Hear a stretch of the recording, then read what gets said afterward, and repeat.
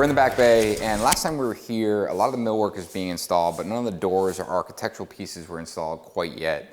It's been a couple weeks since we've been here, and we are rolling into our punch list process. So before I give you a tour of some of the final fit and finish on this project, I want to talk about what our punch list process typically looks like. What we're going to be doing through this process is we're going to be handling a lot of the punch list internally.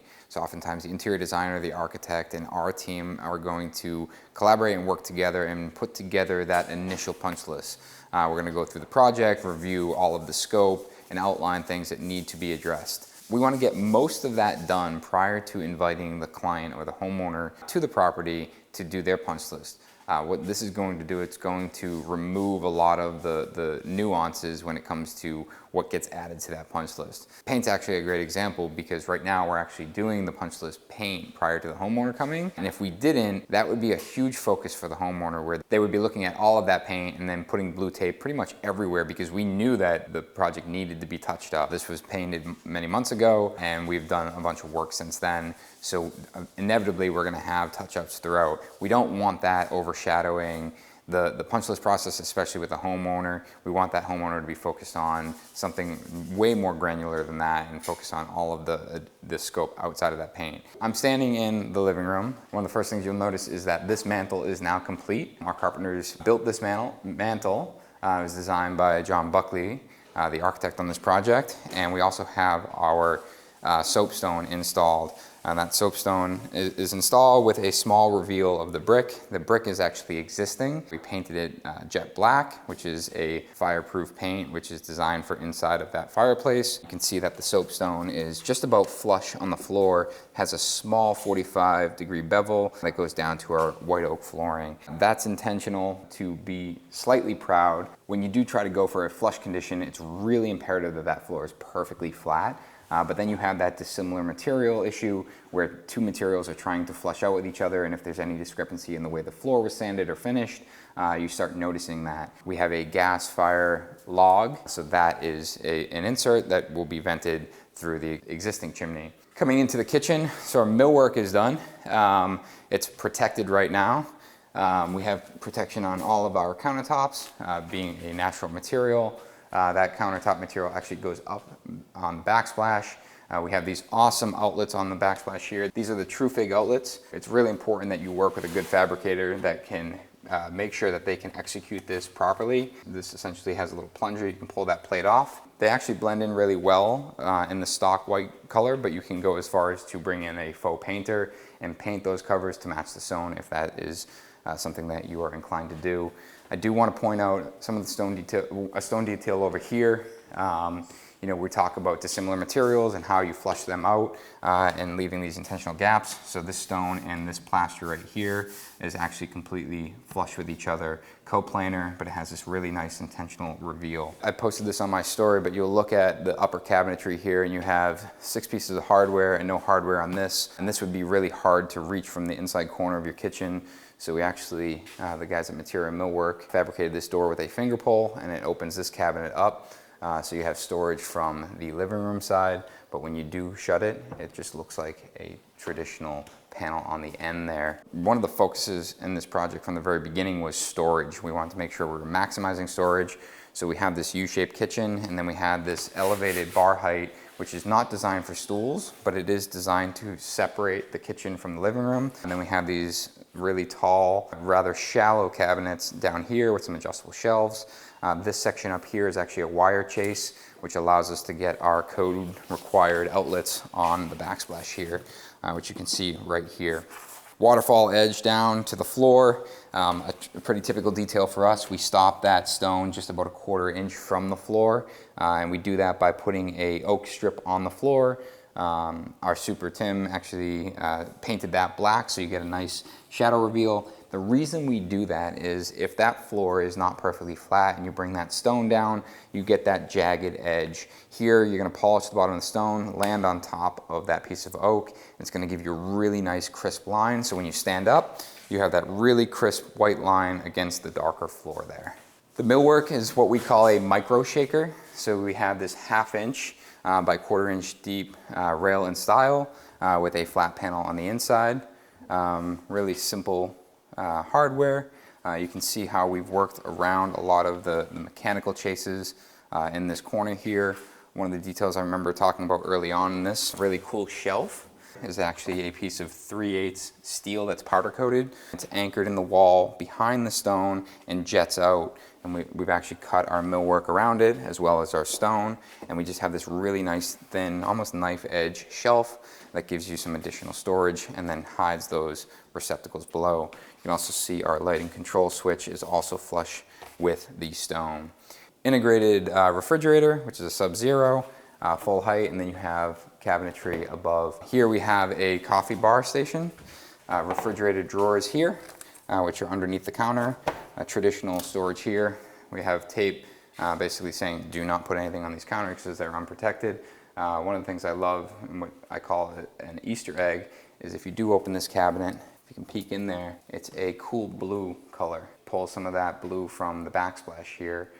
It's kind of unexpected. As you open that cabinet, you would expect it to be white oak, kind of like the rest of the cabinetry, but it's a painted blue, and that was done intentionally. We have this awesome under cabinet lighting. You can see the team, how they've installed that completely flush with that panel.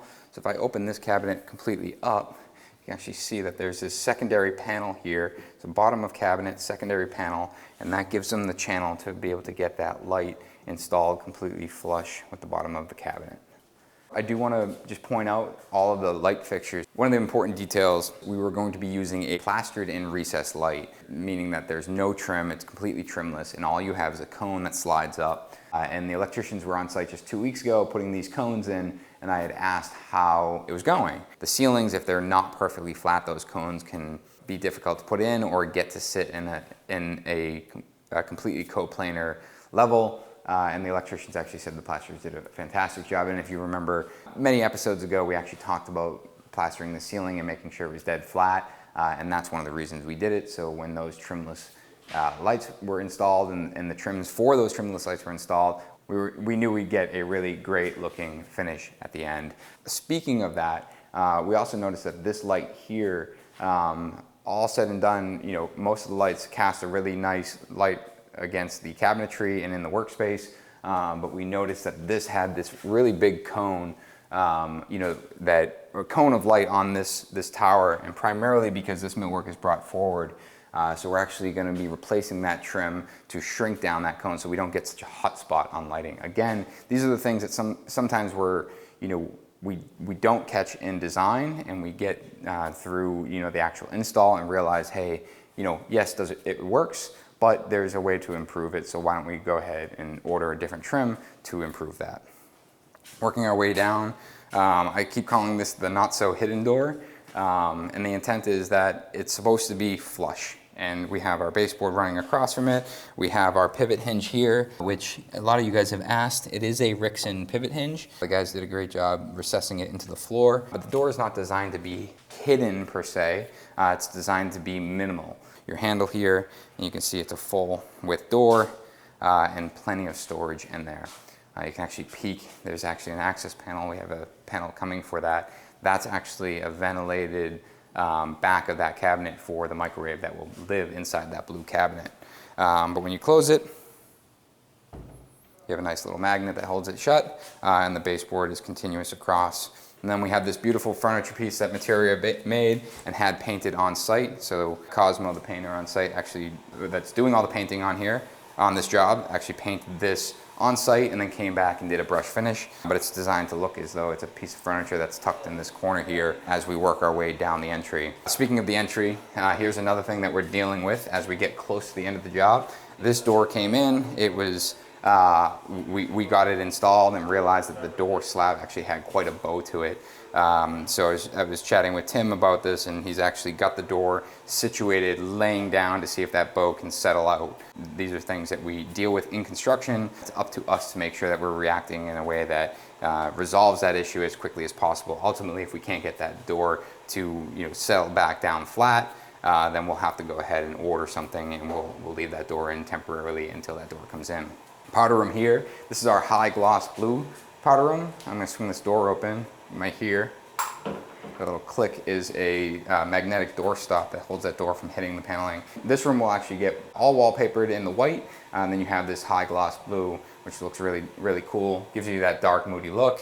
You can see that the sink and even the toilet is covered. Nice note there that says nope, meaning that we do not use this. This is a final toilet.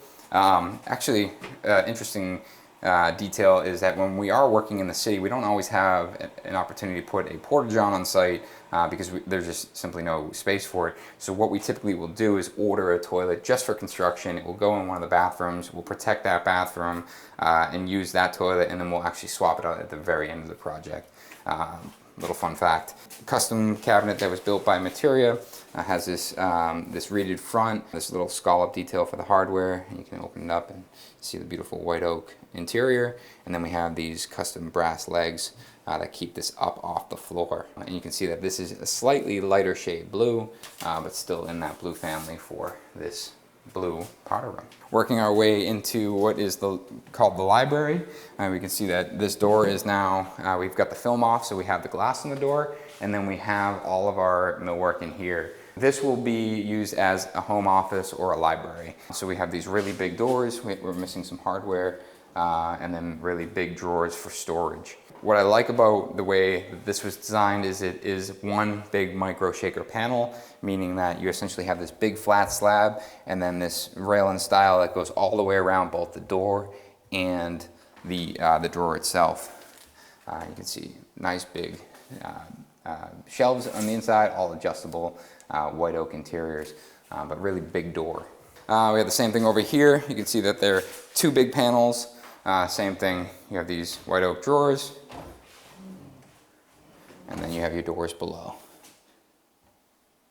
You can see that the baseboard detail is almost non-existent. It's just the doors going really, really close down to the floor.